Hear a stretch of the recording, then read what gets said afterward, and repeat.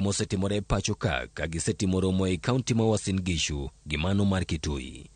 Andrew Ndego, Ramogi TV. Erokamano Andrew Ndego. Kawadhi nyime chenro mar chako ayanga obok manyien mag piny owacho mabende otis ni Maisha Card kaachiel kod opande manyasani koro chor nyime nyaka chieng' machielo. Kaluwore kod jagoro mongiore migawo mar ndiko jopiny Kenya Julius Bitok, chenro mane onego chakre tarik 2 dwe mar 10 koro ok dhi timore. Bitok kata kamano lero ni mae biro nikech weche mane ok nyal geng'. Jatend piny Kenya William Ruto mane onego bed wendo modhial e nyasi ni mane dhi timore e kaunti ma Nakuru.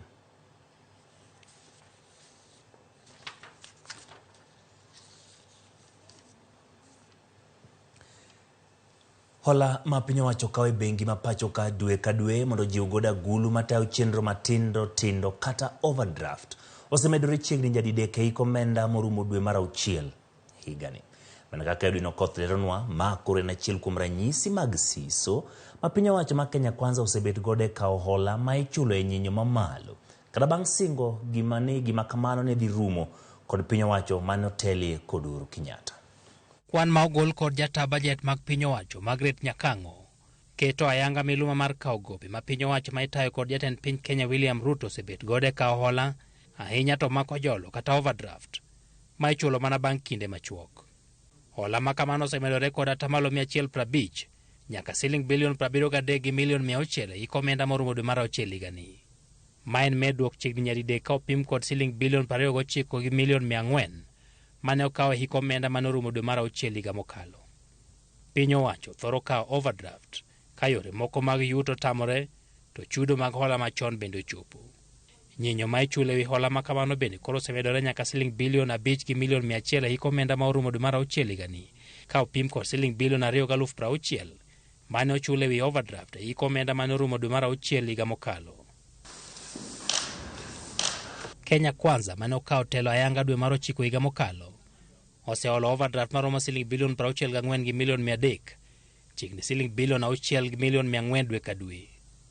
Okang' ma kamano koro medo pek mar chulo hola kod siling milion 450 dwe ka dwe.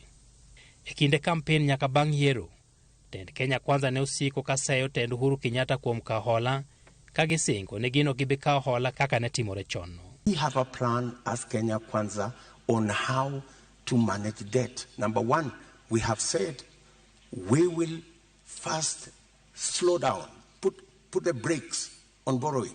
I know many people are uncomfortable that you have made a policy shift from borrowing money from external sources and internally to creating our own revenue base to fund and finance our expenditure.